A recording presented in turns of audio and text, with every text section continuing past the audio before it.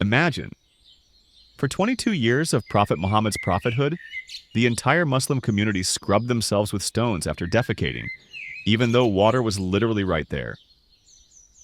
And what about the supposedly all-wise Allah? He remained silent. Yep, this is the story of Islamic hygiene. Using water after defecation. Why did Allah take 22 years for this logical ruling? Stone Age rules, check. Common sense, nope. Civilization in India and China, way ahead. So here's the deal. Prophet Muhammad received revelations over a period of 22 years. Dozens of rules about relieving oneself were revealed. And what did Allah prioritize? Let's take a look at Hadith Sahih Muslim number 262b. A polytheist said to a Muslim named Salman, I see that your friend even teaches you about the excrement. Yes, Rasulullah has in fact forbidden us that anyone amongst us should cleanse himself with his right hand, or face the Qibla. He has forbidden the use of dung or bone for it, and he has also instructed us not to use less than 3 pebbles for this purpose. So according to this hadith, Allah prioritizes, don't face the Qibla while pooping. Don't use your right hand. Don't use dung or bones. Use 3 stones. Not 1, not 2, 3. And yet, water? What about using water? Apparently it's too advanced, too modern. Throughout his 22 years as a prophet, Allah never instructed Prophet Muhammad to use water after defecation. But who needs water if you have 3 stones, right?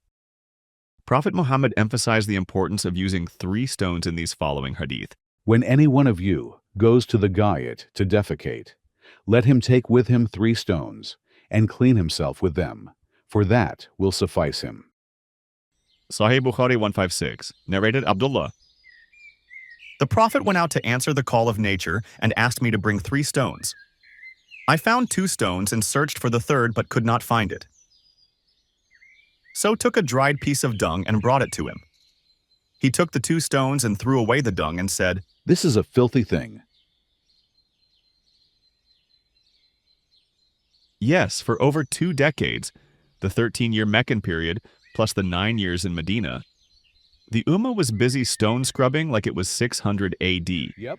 while Scrub 'em civilizations clean, my had boys. already been doing the obvious thing, using water.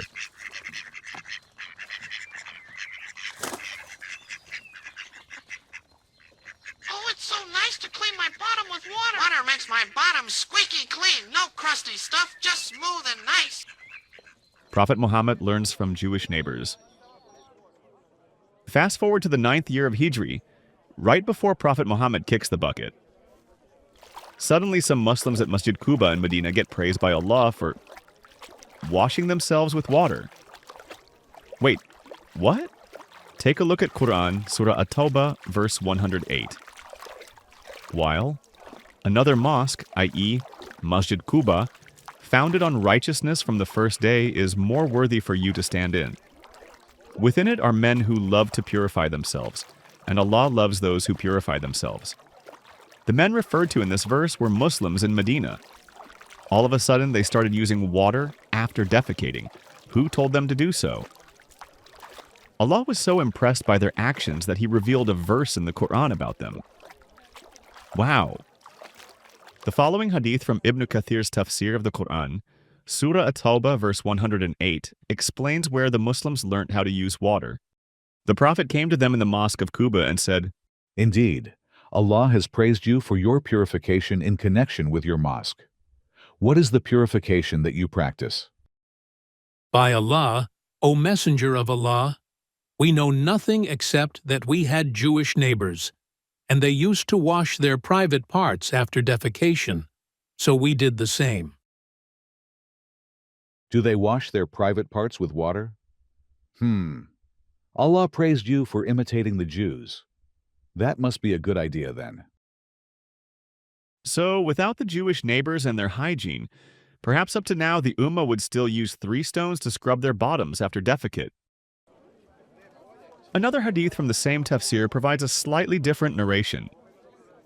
When Rasulullah arrived at the Quba mosque, he said, Indeed, Allah has praised you for your purification.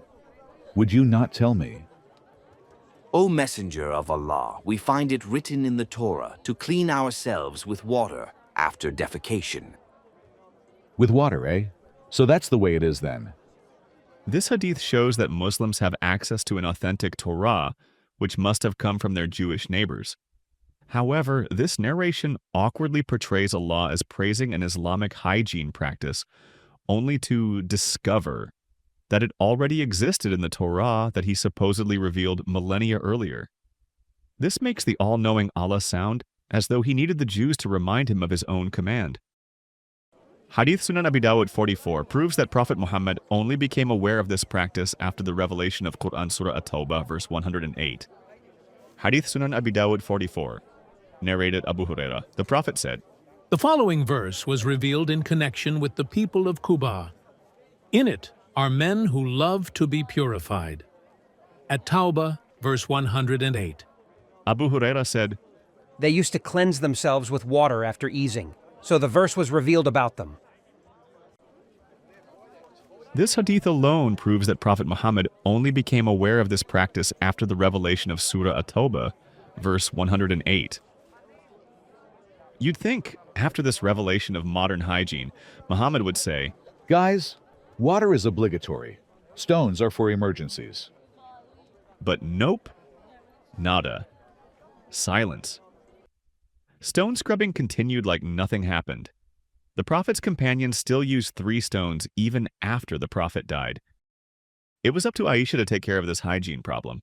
Encourage your husbands to clean themselves with water, for I am too shy to tell them, and Allah's messenger used to do that. And yes, it took a widow to teach the companions what to do after the Prophet died. Meanwhile, the rest of the world, India, China, East Asia, had been using water for thousands of years. We don't need prophets to tell us how to clean ourselves properly after defecating. No need to have a divine intervention. We just follow our common sense to wash our butt after the call of nature. Islamic Sharia? Stones and guesswork. Humanity outside Arabia? Water, clean, logical, and painless. But sure, Allah is all-wise. Totally. Objections and rebuttals. Prophet Muhammad was infallible. This is beyond human comprehension. Sure. If by wisdom you mean 22 years of primitive butt scraping, followed by borrowing knowledge from neighbors, then yes. Genius. There are narrations from Abu Huraira and Anas that explain that Prophet Muhammad always used water long before the revelation of Surah At-Tawbah, verse 108, regarding Quba Mosque. For instance, Hadith Sunan Abi Dawud 43 and 45. These are Hadith Sunan Abi Dawud 43 and 45. Both narrations do not give indication of timing. Abu Huraira only converted 3 years before Muhammad's death.